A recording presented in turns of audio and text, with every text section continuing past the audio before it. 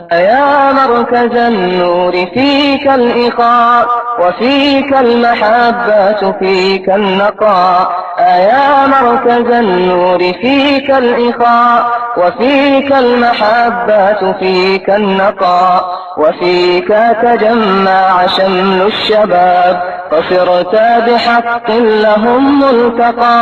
وفيك أعوذ بالله من الشيطان الرجيم. بسم الله الرحمن الرحيم. ألهاكم التكاثر حتى زرتم المقابر كلا سوف تعلمون ثم كلا سوف تعلمون كلا لو تعلمون علم اليقين لترون الجحيم ثم لترونها عين اليقين ثم لتسألن يومئذ عن النعيم. میرے محترم دینی بھائیو، یہ سورہ تکاثر ہے جس میں اللہ تعالیٰ فرماتے ہیں کہ زیادتی کی چاہت نے تمہیں غفلت میں ڈال دیا ہے. انسان کو ہر چیز میں زیادتی چاہیے، مال زیادہ چاہیے، عمر زیادہ چاہیے، نعمتیں چاہے کتنی بھی اس کو مل جائے لیکن اس کا پیٹ کبھی بھرتا نہیں. تو اللہ اسی کو فرماتے ہیں کہ زیادتی کی چاہت نے تمہیں غافل کر دیا ہے. حتیٰ زرتم المقابر، یہاں تک کہ تم قبرستان پہنچ گئے. یعنی پوری زندگی ہر چیز میں زیادتی، میرا مال بڑھ جائے، میری اولاد بڑھ جائے، میری پراپرٹی بڑھ جائے، اس کے چکر میں تم اتنے رہے کہ ایک دن ایسا آ گیا کہ تم خود قبرستان پہنچ گئے. کلا سوف تعلمون، نہیں، جب تم موت کے بعد جاؤ گے تب تم معلوم کر لو گے. پھر وہی بات ثم کلا سوف تعلمون، اور ابھی تو تمہیں علم کچھ نہیں ہے، بعد میں تمہیں پتہ چل جائے گا. کلا لو تعلمون علم الیقین، جس وقت تم یقینی طور پر اپنی آنکھوں سے دیکھ کے اس کو جان لو گے. کیا؟ لترون الجحیم، جب تم اپنی آنکھوں سے جہنم کو دیکھو گے. اب تک تو تمہیں جہنم کا تذکرہ تو سنا تو شاید تمہیں یقین ہو بھی گیا ہو جہنم کے بارے میں، لیکن اس وقت جہنم کو جب اپنے آنکھوں سے دیکھو گے اس وقت عین الیقین بھی ہو جائے گا، آنکھوں سے دیکھنے کا یقین بھی. ثم لترونها عین الیقین، اللہ فرماتے اس وقت آنکھوں سے دیکھ کے یقین ہو جائے گا. ثم لتسألن یومئذ عن النعیم، پھر تمہیں کل قیامت کے دن تمہاری نعمتوں کے بارے میں پوچھا جائے گا کہ تمہیں جتنی نعمتیں دی تھی تم نے ان نعمتوں کا کہاں استعمال کیا. چنانچہ کہتے ہیں کہ صحیح بخاری کی روایت ہے، حضرت ابی ابن کعب رضی اللہ تعالیٰ عنہ فرماتے ہیں لو کان لابن آدم واد من ذہب، کہ اگر انسان کو ایک سونے کی وادی مل جائے، وادی کہتے ہیں دو پہاڑ کے بیچ کی جگہ کو، اگر وہ پورا کا پورا اللہ اگر انسان کو سونے کا بنا کر دے دے تب بھی اس کا پیٹ بھرے گا نہیں. وہ اللہ سے دوسری وادی کا مطالبہ کرے گا کہ مجھے ایسی دوسری وادی مل جائے. اللہ دوسری بھی دے دے تب بھی اس کا پیٹ نہیں بھرے گا. پھر ابی ابن کعب فرمایا کہ اس کا پیٹ تو جہنم کی آگ ہی بھر سکتی ہے یا قبر کی مٹی بھر سکتی ہے. انسان اتنا لالچی ہے کہ اس کو چاہے کتنا ہی مل جائے اس کے باوجود اس کا دل کبھی بھرتا نہیں. اسی طریقے سے یہاں پر عبداللہ بن شجیر رضی اللہ تعالیٰ عنہ فرماتے ہیں کہ جناب رسول خدا صلی اللہ علیہ وسلم کی خدمت میں جب میں آیا تو آپ صلی اللہ علیہ وسلم اس آیت کو پڑھ رہے تھے، الہاکم التکاثر. آپ نے فرمایا ابن آدم کہتا رہتا ہے کہ میرا مال میرا مال، حالانکہ تیرا مال تو صرف وہ ہے جو تو نے کھا کر فنا کر دیا، پہن کر پھاڑ دیا یا صدقہ دے کر باقی رکھ لیا، بس اتنا ہی تیرا مال. بقیہ جس دن تیری آنکھیں بند ہو گئی وہ مال تیرا ہے ہی نہیں. بلکہ اگر تو 10,000 روپئے چھوڑ کے مرا اور تو نے یہ وصیت کی تھی کہ 10,000 روپئے مسجد میں دے دو، تب بھی تیرے 10,000 روپئے مسجد میں نہیں دیے جائیں گے.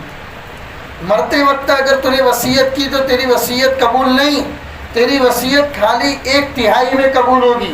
مسجد میں 3,000 ہی جائیں گے، بقیہ 7,000 تیرے رشتہ داروں کو ہی جائیں گے کیونکہ وہ وراثت میں چلا جائے.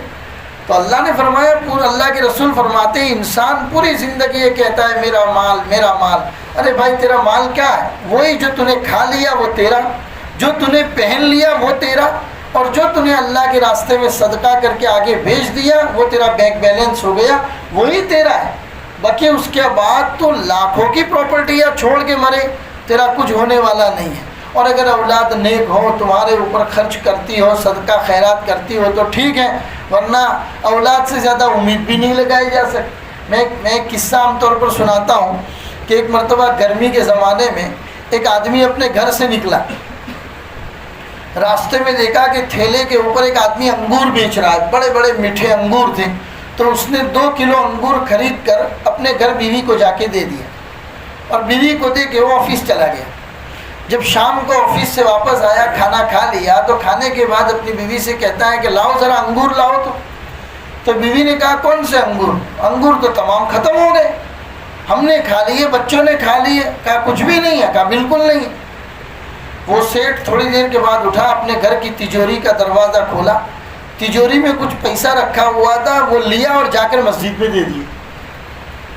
گھر واپس آئے تو بیوی نے پوچھا کہاں گئے تھے؟ کہا کہ گھر میں 1 لاکھ روپیہ پڑا تھا، وہ جا کے اللہ کے راستے میں دے دیا۔ کہا پوچھا بھی نہیں؟ تو کہا کہ جب تم لوگ 2 کلو انگور میں سے 1 دانہ میرے لیے بچا کر نہیں رکھ سکتے ہو تو میرے مرنے کے بعد تم کیا صدقہ کرو گے میرے اوپر؟ میرے مرنے کے بعد باپ کے نام پر تم کیا صدقہ کرو گے؟ جب دنیا میں 2 کلو انگور میں سے 1 دانہ بچا کر باپ کے لیے نہیں رکھ سکتے ہو، تو میں نے آج سے سوچ لیا کہ اپنے لیے جو کرنا ہے میں خود کر کے جاؤں گا، اولاد پر بھروسہ کر کے نہیں جاؤں گا۔ میرے بھائیو، تو اللہ رسول صلی اللہ علیہ وسلم فرماتے ہیں انسان پوری زندگی کہتا ہے میرا مال میرا مال، تیرا مال تو وہی ہے جو تم نے کھا لیا، پہن لیا یا صدقہ کر کے اللہ کے راستے میں دے دیا۔ پھر آگے فرمایا وَأَمَّا بِنِعْمَةِ رَبِّكَ فَحَدِّثْ، کل قیامت کے دن تمام نعمتوں کے بارے میں اللہ پوچھیں گے، تمہاری عمر کے بارے میں پوچھیں گے کہ ہم نے تمہیں زندگی دی تھی، تم نے کہاں خرچ کی، تندرستی دی تھی تو تندرستی کو کہاں خرچ کیا۔ حضرت عمر رضی اللہ تعالیٰ عنہ فرماتے ہیں کہ ایک مرتبہ حضرت ابو اسیب فرماتے ہیں کہ ایک مرتبہ ہمارے گھر کے باہر کھڑے ہو کر اللہ کے رسول نے آواز لگائی، میں گھر سے باہر نکلا تو میں نے دیکھا کہ ابو بکر صدیق، عمر فاروق وغیرہ سب ہیں۔ اللہ کے رسول نے فرمایا چلو بھائی کچھ کھانے کا لاؤ۔ ابو اسیب کہتے ہیں میں خوش ہو گیا کہ آج تو اللہ کے رسول میرے گھر پہ مہمان ہیں، چنانچہ میں نے سب کو بٹھایا اور میرے باغیچے میں انگور اور کھجور کے جتنے بھی خوشے تھے، الگ الگ طرح کی کھجور، کچی کھجور، پکی کھجور، ادھ کچی کھجور، ہر طرح کی کھجور کے خوشے لا لا کے میں نے اللہ کے رسول کی خدمت میں رکھ دیے۔ پھر اس کے بعد میں نے باغ کا میٹھا پانی اللہ کے رسول کو پلایا۔ جب یہ تمام چیزیں ہو گئی تو رسول پاک صلی اللہ علیہ وسلم نے کیا فرمایا، عمر وہ خوشہ جو تم نے کھایا ہے کل قیامت کے دن اس کا بھی حساب دینا پڑے، یہ میٹھا پانی جو تم نے پیا ہے کل قیامت کے دن اس کا بھی حساب تمہیں دینا پڑے گا، تم شہد پیتے ہو، شہد کھاتے ہو، اس کا بھی حساب دینا پڑے گا، جن جن نعمتوں کو استعمال کرتے ہو وَأَمَّا بِنِعْمَةِ رَبِّكَ فَحَدِّثْ ثُمَّ لَتُسْأَلُنَّ يَوْمَئِذٍ عَنِ النَّعِيمِ، کل قیامت کے دن اللہ کی نعمتوں کے بارے میں تم سے پوچھا جائے گا۔ چنانچہ فرمایا ان السمع والبصر والفؤاد كل اولئک کان عنہ مسئولا، یہ اللہ نے جو تمہیں آنکھ دیے اور اسی طریقے سے کان دیے، یہ دل دیا، اسی کے بارے میں اللہ فرماتے کل اولئک کان عنہ مسئولا، کل قیامت کے دن ہر ایک کے بارے میں پوچھا جائے گا۔ پھر آگے رسول پاک صلی اللہ علیہ وسلم کی ایک اور روایت ہے کہ قیامت کے دن اللہ تعالیٰ فرمائے گا اے ابن آدم میں نے تجھے گھوڑوں پر اور اونٹوں پر سوار کیا، یعنی تیری سواری کا انتظام کیا، عورتیں تیرے نکاح میں دی، تجھے مہلت دی کہ تو ہنسی خوشی آرام اور راحت سے زندگی گزارے، اب بتا کہ تو نے اس کا شکریہ کیسے ادا کیا۔ میں نے دنیا میں تیری تمام سہولیات کا انتظام کیا تھا، اب آج میں تجھے پوچھتا ہوں کہ تو نے میرا کون سا شکریہ ادا کیا۔ یہ روایت بیان کرنے کے بعد اللہ کے رسول نے یہ صورت پڑھی الہاکم التکاثر۔ اللہ تبارک و تعالی ہمیں بھی نعمتوں پر شکریہ ادا کرنے کی توفیق عطا فرمائے۔ اور مال میرے بھائیوں وہ مال ہی اپنا ہے جو مال آپ نے کھا لیا یا پہن لیا یا صدقہ کر کے آگے بیچ دیا، بقیہ کسی مال کے بارے میں ہم نہیں کہہ سکتے کہ وہ میرا ہے، کیونکہ جس دن آنکھیں بند ہو گئی اس کا مالک کوئی اور بن جائے گا۔ آگے کی سورۃ والعصر ان الانسان لفی خسر الا الذین آمنوا وعملوا الصالحات وتواصوا بالحق وتواصوا بالصبر۔ اللہ نے اس میں زمانے کی قسم کھائی، اور زمانے کی قسم کھا کے اللہ فرماتے ہیں ان الانسان لفی خسر، دنیا کے جتنے انسان ہیں وہ تمام نقصان میں، تمام ٹوٹے میں، تمام نقصان میں، ہاں خالی وہ لوگ کہ جو 4 کام کرتے ہیں وہ لوگ نقصان میں نہیں ہے، وہ اللہ کے نیک بندے۔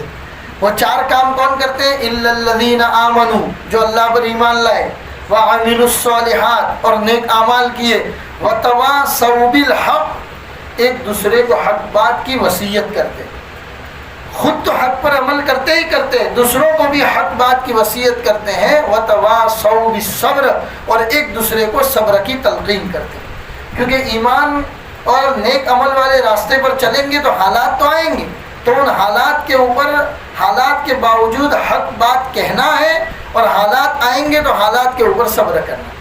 یہ 4 کام جو انسان کرتے ہیں وہی اللہ کے نظروں میں نیک ہیں، فرما بردار ہیں، ورنہ ان کے علاوہ دنیا کے تمام انسان نقصان اور ٹوٹے میں ہیں۔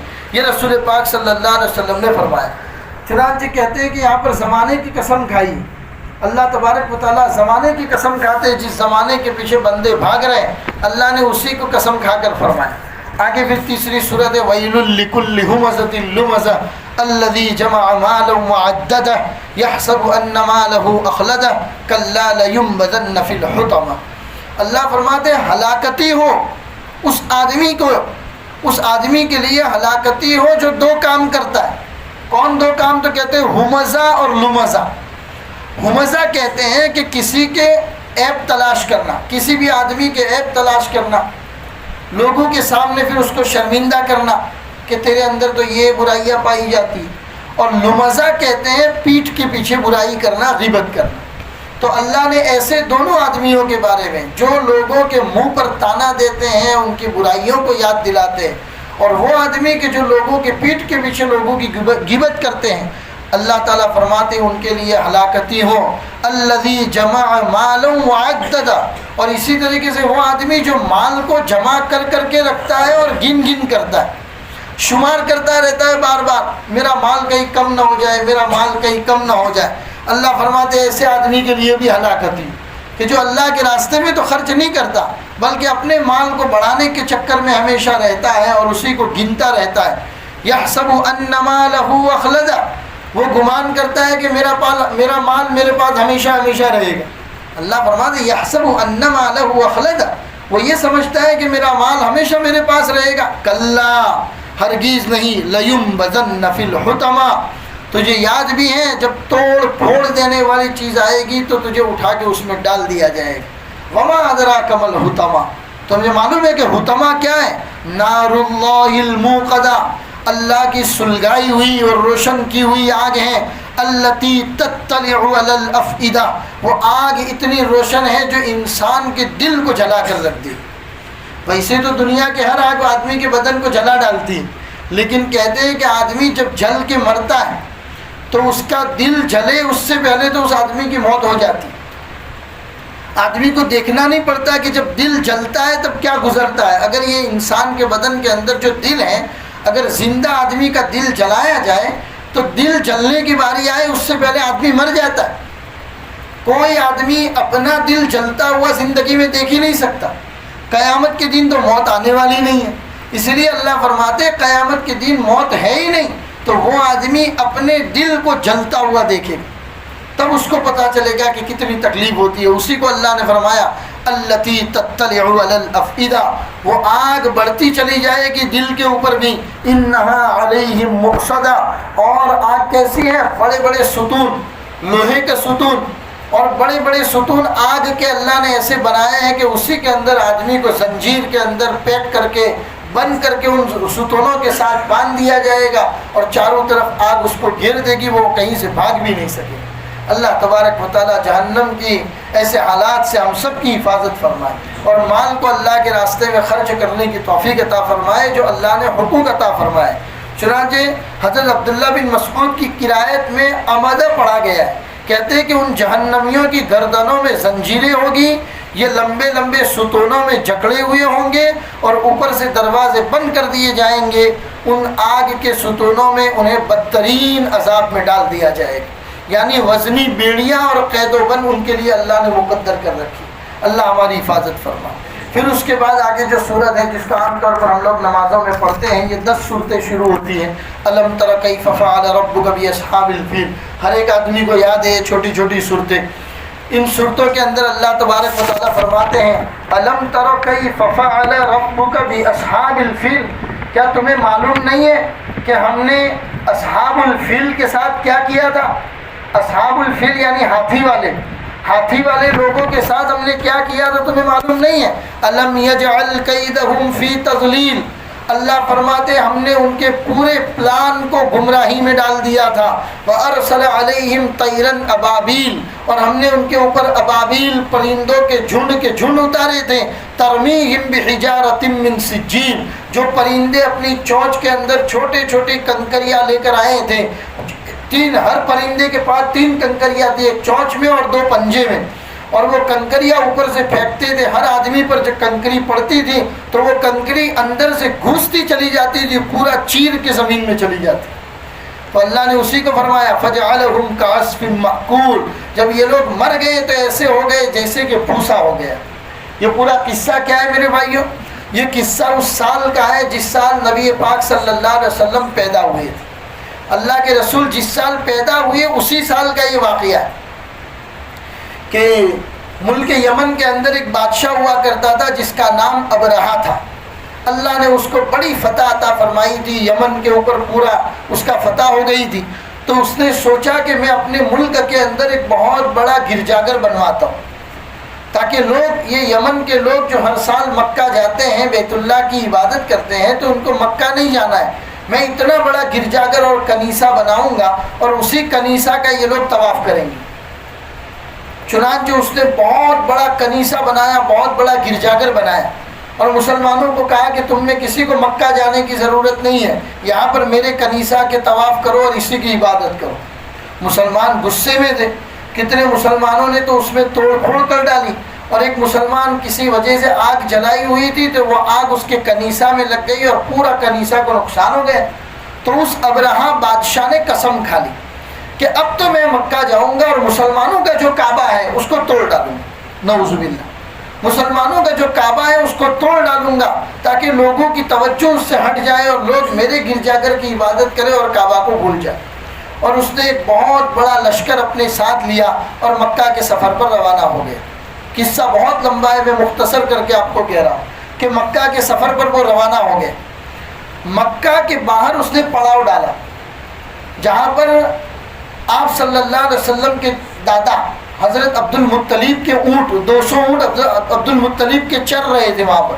تو ابرہہ نے ان تمام اونٹوں پر قبضہ کر لیا اور اپنے فوج کے کچھ لوگوں کو مکہ بھیجا اور ان کو کہا کہ جاؤ مکہ والوں کو بتا دو کہ ہماری تم سے کوئی لڑائی نہیں، ہم تو تمہارے بیت اللہ کو نعوذ باللہ گرانے کے لیے آئے ہیں، لہٰذا تم لوگ ہٹ جاؤ، ہم بیت اللہ کو گرا دیں گے، کسی کو کچھ نہیں کریں گے، اور اگر تم بیچ میں آئے تو ہم تم سے لڑائی کریں گے۔ یہ بات جب مکہ والوں کو پتہ چلی تو مکہ میں قریش کے سردار آپ صلی اللہ علیہ وسلم کے دادا تھے عبد المطلب، سب لوگ عبد المطلب کے پاس آئے اور کہا کہ کیا کرنا چاہیے، ہمیں مقابلہ کرنا چاہیے۔ تو عبد المطلب نے کہا کیسے مقابلہ کرو، تم بہت کم ہو، ابرہہ بہت بڑا لشکر جرار لے کر آیا ہوا ہے، تم چاہو تو بھی مقابلہ نہیں کر سکتے، اور بڑے بڑے ہاتھی ہیں، اس زمانے میں عرب میں ہاتھی نہیں پایا جاتا تھا، تو عرب کے گھوڑے ہاتھی کو دیکھ کے ڈر جاتے تھے۔ ہاتھی ایک بہت بڑا جانور سمجھا جاتا تھا، ان کے لیے بڑا ڈراؤنا جانور سمجھا جاتا تھا۔ تو حضرت عبد المطلب نے سمجھایا کہ کیا کرو گے بھائی، تم ان کا مقابلہ نہیں کر سکتے ہو، چلو میں جاتا ہوں اور میں بات کرتا ہوں۔ چنانچہ عبد المطلب گئے اور ابرہہ سے جب ملاقات ہوئی تو عبد المطلب ایک تو قریش کے سردار تھے، بڑے لمبے چوڑے اور مضبوط۔ ابرہہ بادشاہ نے جب ان کو آتے ہوئے دیکھا تو ان کے اعزاز اور اکرام میں اٹھ گئے اور عبد المطلب کو اپنے بازو میں بٹھایا اور کہا کہ بتائیے کس سلسلے میں آئے ہیں، ہماری آپ سے کوئی لڑائی نہیں، ہم تو بیت اللہ کو گرانے آئے۔ عبد المطلب نے کہا کہ بھائی سن، بیت اللہ اللہ کا گھر ہے، اللہ اپنے گھر کی حفاظت خود کرے گا، میں تو اپنے اونٹ کی بات کرنے آیا ہوں، تو نے جن اونٹوں پر قبضہ کیا ہے اس میں 200 اونٹ میرے ہیں، میں تو بس تجھے اتنا ہی کہنے آیا ہوں کہ میرے 2 اونٹ واپس لے لے، میری پراپرٹی کی حفاظت کرنا میری ذمہ داری ہے، بیت اللہ کی حفاظت اللہ خود کرے گا۔ تو ابرہہ بادشاہ عبد المطلب کو دیکھنے لگا اور کہا کہ یار تمہیں دیکھ کے تو میں کھڑا ہو گیا، اتنا اعزاز و اکرام کیا کہ تم بہت بڑی بات کرو گے، تم نے تو بالکل بچوں جیسی بات کر لی، لگتا ہے کہ قریش کے پانی میں وہ دم نہیں رہا۔ تو عبد المطلب نے کہا کہ بھائی دیکھ ہم تم سے مقابلہ تو کر نہیں سکتے، اب اللہ کا گھر ہے، اللہ خود دیکھ لے گا، ہمارے اونٹ تو ہمیں واپس کر لیں۔ عبد المطلب اپنے اونٹ لے کر واپس آ گئے۔ واپس آنے کے بعد بیت اللہ کا پردہ پکڑ کر اللہ تبارک و تعالیٰ سے رو رو کر دعا کی کہ اللہ آپ جانتے ہیں کہ یہ آپ کا گھر ہے، اور آج بھی مشرکین مکہ بتوں کی پوجا پاٹ کرتے ہیں، لیکن اس کے باوجود بیت اللہ کا طواف کرتے ہیں وہ لوگ۔ بیت اللہ ان کے نزدیک آج بھی معزز ہے۔ اے اللہ تو اس کی حفاظت خود کر لینا۔ اور یہ دعا رو رو کر دعا بھی کی، اور کیسی دعا کی، اپنی دعا کے اوپر یقین بھی تھا ان کو کہ میری دعا اللہ نے قبول کر لی۔ اور عبد المطلب اپنے قریش کے لوگوں کو لے جا کر پہاڑوں کے اوپر چلے گئے۔ اب ابرہا مکہ پر بیت اللہ پر اٹیک کرنے کے لیے آیا۔ جیسے ہی وہ بیت اللہ کے اوپر اٹیک کرنے کے لیے آیا تو ایک آدمی نے ابرہا کے ہاتھی کے کان میں جا کے یہ کہا کہ ہاتھی تو بھی اللہ کی ایک مخلوق ہے، تو جانتا ہے کہ تو کہاں پر جا رہا ہے، اللہ کے گھر کو گرانے کے لیے یہ تجھے لے جا رہا ہے۔ کہتے ہیں بس یہ کہنا تھا کہ ہاتھی وہیں پر بیٹھ گئے۔ بڑے بڑے دوسرے ہاتھیوں کو زنجیر میں پکڑ کر لایا گیا، اس ہاتھی کو کھینچا گیا لیکن اٹھنے کا نام نہیں۔ پھر اس ہاتھی کو کہا چل اٹھ، ملک شام کی طرف چلنا ہے، تو فوراً چلنا شروع کر دیا۔ اس کو مکہ کی طرف بڑھاتے تھے تو نہیں چلتا تھا، اور بقیہ کسی اور دشا میں لے جاتے تھے تو ہاتھی چلتا تھا۔ چنانچہ ہاتھی تو وہاں سے ہٹا نہیں۔ ابرہا اپنی فوج لے کے جیسے ہی مکہ کے اندر گھسا تو اس نے دیکھا کہ پیچھے جدہ کی طرف سے، دریا کی طرف سے بہت چھوٹے چھوٹے پرندے جو کبوتر سے بھی چھوٹے تھے اور ان کے پیر لال تھے، ایسے پرندے کے بڑے سے بڑے جھنڈ ہواؤں کے اندر آ گئے اور ابرہا کے پورے لشکر کو گھیر دیا۔ اور دیکھا کہ ان پرندوں کے پیروں میں اور چونچ میں چھوٹی چھوٹی کنکریاں ہیں، جس کو قرآن کریم میں کہا گیا کہ بِحِجَارَةٍ مِّن سِجِّیل۔ سجل کا معنی اگر آپ لغت اور ڈکشنری میں دیکھیں گے تو پتہ چلے گا وہ ہلکی سی مٹی کہ جس کو آگ میں تپا کر تیار کیا جائے، جیسے ہم لوگ اینٹ بناتے ہیں، اینٹ مٹی کا گارا ہوتا ہے اور اسی کو بھٹی کے اندر ڈال کے اینٹ تیار کرتے ہیں، تو اس کی پتھر کے سامنے کوئی حیثیت نہیں ہوتی۔ تو اللہ فرماتے وہ کنکریاں بھی گارے کی بنی ہوئی تھی، کوئی اوریجنل پتھر بھی نہیں تھا، گارے کی بنی ہوئی چھوٹی چھوٹی کنکریاں تھیں، لیکن اللہ نے اس میں ایسی تاثیر دی تھی کہ وہ کنکری ابرہا کے لشکر کے جس آدمی کے سر پہ پڑتی تھی اندر سے پورا کا پورا چھلنی کر کے پورا بدن چھلنی کر دیتی تھی، اور کنکری زمین میں چلی جاتی اور وہ آدمی وہیں پر مر جاتا تھا۔ اور بعض روایتوں میں ہے کہ ہر کنکری کے اوپر اس مرنے والے کا نام بھی لکھا ہوا تھا۔ قرآن کریم میں اللہ تبارک و تعالیٰ فرماتے ہیں۔ اور جہاں تک بات تو لشکر تو وہیں پر ختم ہو گیا، ابرہا کو بھی کنکریاں لگی، لیکن اللہ کو عبرت دینا مقصود تھا، چنانچہ وہ وہاں سے بھاگا اپنے گھوڑے کے اوپر بھاگا، اور اپنے علاقے تک جب تک پہنچا تب تک اس کے بدن میں ایسی بیماری لگ گئی تھی کہ اس کے بدن کا گوشت گل گل کر نیچے گر رہا تھا، پورا بدن کا گوشت کے لوتھڑے گل گل کے نیچے گر رہے تھے، اور ایک دن وہ ختم ہو گئے۔ اس ہاتھی کو چلانے والے جو دو ہاتھی بان تھے، اللہ تبارک و تعالیٰ نے ان کو وہیں پر پاگل کر دیا، یہاں تک کہ حضرت عائشہ فرماتی ہے کہ میں نے اپنے زمانے کے اندر ان دونوں پاگلوں کو دیکھا ہے۔ حضرت عائشہ کی بڑی بہن حضرت اسما فرماتی ہے کہ میں نے ان کو دیکھا ہے مکہ کے اندر، وہ بت جس بت کے پاس لوگ اپنی مرادیں مانگتے تھے، ان کے پاس یہ لوگ بیٹھتے تھے اور لوگوں سے کھانا پینا مانگتے تھے۔ اللہ نے ان کو درس عبرت بنا دیا اور ہم نے اپنی نظروں سے ان کو دیکھا۔ تو اللہ فرماتے دیکھو ہمارے بیت اللہ کو گرانے کے لیے آئے تھے، ان ہاتھیوں والوں کے ساتھ ہم نے کیا کیا، ہم نے پرندوں کے جھنڈ بھیجے جنہوں نے ان کا پورا خاندان ختم کر دیا۔ فَجَعَلَهُمْ كَعَصْفٍ مَأْكُولٍ، اللہ فرماتے کھائے ہوئے بھوسے کی طرح کر دیے۔ بھوسا جس کو جانور کھاتا ہے اس کی کوئی حیثیت نہیں، پھر یہ کہ جانور نے بھی اگر اس کو چبا لیا اور باہر پھینکا ہو تو اس کی اور حیثیت ختم ہو جاتی ہے۔ اللہ فرماتے ہم نے پورے ابرہا کے لشکر کی حیثیت ایسی بنا دی۔ اللہ نے اس میں اپنی قدرت کو بیان کیا۔ اس کے بعد جو صورت ہے لِإِيلَافِ قُرَيْشٍ، یہ صورت بھی اس کے ساتھ تعلق رکھتی ہے کہ اللہ تبارک و تعالیٰ نے قریش کے لوگوں کو بتایا کہ سنو اللہ نے تمہیں کتنا اعزاز دیا۔ جب یہ ابرہا کا واقعہ مکہ میں ہوا تو پورے ملک عرب، جزیرۃ العرب، ملک یمن، ملک شام تک ایک بات پھیل گئی کہ اگر پورے جزیرۃ العرب میں کوئی قابل اعزاز کوئی آدمی ہے تو قریش کے لوگ، اس کے بعد پوری دنیا قریش کا بڑا احترام کرتی تھی، یہاں تک کہ اس زمانے میں لوگ سفر میں نکلتے تھے تو لوگ لوٹ لیا کرتے تھے، لیکن پتہ چلتا تھا کہ یہ قریشی ہے تو کوئی ان کے اوپر ہاتھ نہیں ڈالتا تھا۔ قریشی لوگوں کا اتنا احترام اللہ کرتے تھے، اور ان قریشیوں کو اللہ نے فرمایا لإِيلَافِ قُرَيْشٍ إِيلَافِهِمْ رِحْلَةَ الشِّتَاءِ وَالصَّيْفِ، قریش کو الفت دلانے کے شکریے میں، یعنی انہیں جاڑے اور گرمی کے سفر میں کھوگر بنا دیا۔ قریش ایک ایسی قوم تھی کہ وہ کسی بھی موسم میں سفر کرتے تھے، ان کا بدن تھکتا نہیں تھا، اللہ نے ان کو ایسا عادی بنا دیا تھا، وہ ٹھنڈی کے زمانے میں بھی سفر کرتے تھے، اور گرمی کے زمانے میں عرب کی چلچلاتی ہوئی دھوپ کے اندر بھی وہ لوگ سفر کر لیا کرتے تھے۔ تو اللہ نے قریش کی یہاں پر تعریف کی ہے، پھر تعریف کرنے کے بعد اللہ فرماتے فَلْيَعْبُدُوا رَبَّ هَذَا الْبَيْتِ، اے قریش ہم نے جب تمہارا اتنا اعزاز اور اکرام کیا تو اب تمہارا کام یہ ہے کہ تم اس اللہ کے گھر کی عبادت کرو۔ فَلْيَعْبُدُوا رَبَّ هَذَا الْبَيْتِ، اس گھر کے رب کی یعنی اللہ کی عبادت کرو۔ وہ کون اللہ؟ الَّذِي أَطْعَمَهُم مِّن جُوعٍ، جس اللہ نے تمہیں بھوک سے کھانا کھلایا، وَآمَنَهُم مِّن خَوْفٍ، اور ڈر سے تمہیں امن میں رکھا۔ کہ پوری دنیا کے اندر تم دیکھو جہاں ملک شام کا علاقہ تھا اس زمانے میں لوگ لوٹ لیا کرتے تھے، لیکن کوئی تمہارے اوپر ہاتھ نہیں ڈالتا، اللہ نے تمہیں امن میں رکھا ہے۔ چنانچہ آج بھی اس صورت کی برکت یہ کہی جاتی ہے میرے بھائیوں کہ صبح اور شام ہمیں بھی عادت ڈالنی چاہیے کہ آگے پیچھے درود شریف پڑھو، اور 7 مرتبہ اس صورت کو پڑھنے کا معمول بنانا چاہیے۔ 7 مرتبہ صبح شام، صبح فجر کے بعد بھی پڑھ لو اور مغرب کی نماز کے بعد پڑھو، یا عصر کی نماز کے بعد پڑھو، بلکہ عصر کے بعد زیادہ بہتر ہے۔ فجر کی نماز کے بعد اور عصر کی نماز کے بعد جب نماز سے فارغ ہو جاؤ تو اپنی جگہ پر بیٹھ کر درود شریف پڑھو، وہ درود شریف جو آپ نماز میں پڑھتے ہیں، درود ابراہیم، وہ پورا درود شریف پڑھنا ہے، اور پھر اس کے بعد لإِيلَافِ قُرَيْشٍ کو 7 مرتبہ پڑھنا ہے، پھر اس کے بعد درود شریف پڑھنا ہے، اور اس کی عادت بناؤ۔ کہتے ہیں کہ اس میں اللہ تبارک و تعالیٰ نے بھوک سے نجات بھی تذکرہ کیا ہے، تمہاری روزی میں برکت بھی اسی سے ہوگی۔ تمہیں ڈر ہے کہ میرا کاروبار نہیں چلتا، اللہ اس سے چلائے گا۔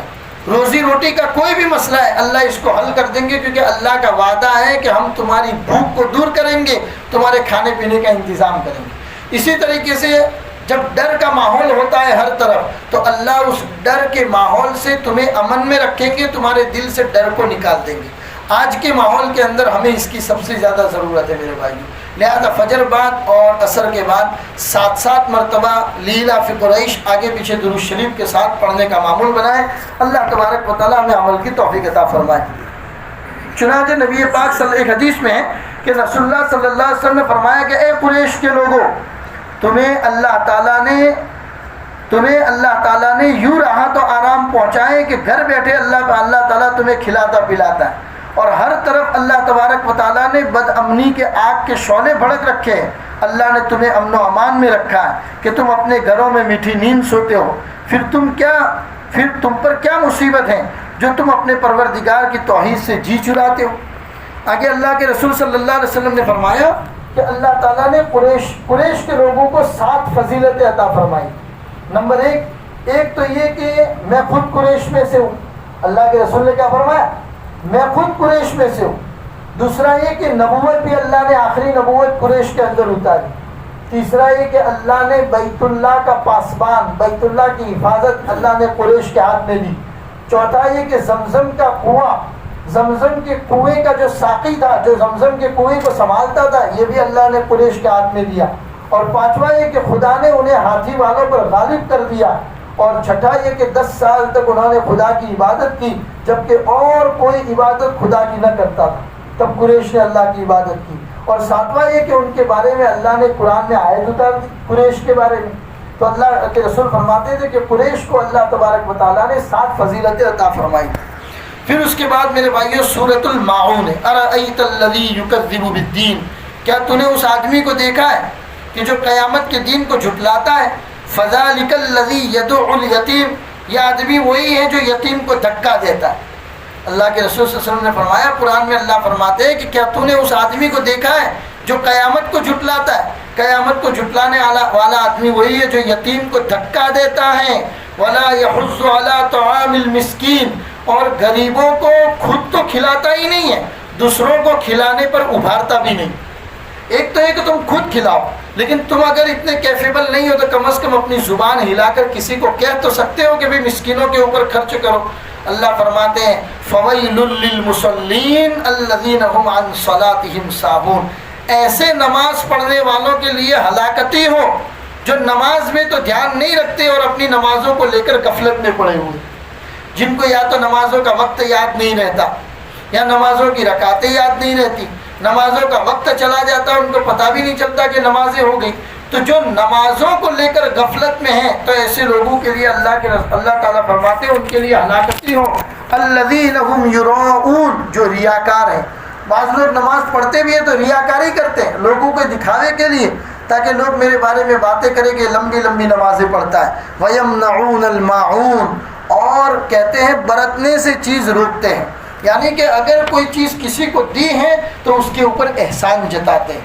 ایسے لوگوں کے لیے اللہ کے رسول صلی اللہ علیہ وسلم نے ہلاکت کی دعا کی ہے، اور اللہ نے فرمایا فویل، ویل کہتے ہیں جہنم کے اس طبقے کو جو اللہ نے بالکل نیچے بنایا ہے، جس کے اندر ایسے لوگوں کو ڈالا جائے گا۔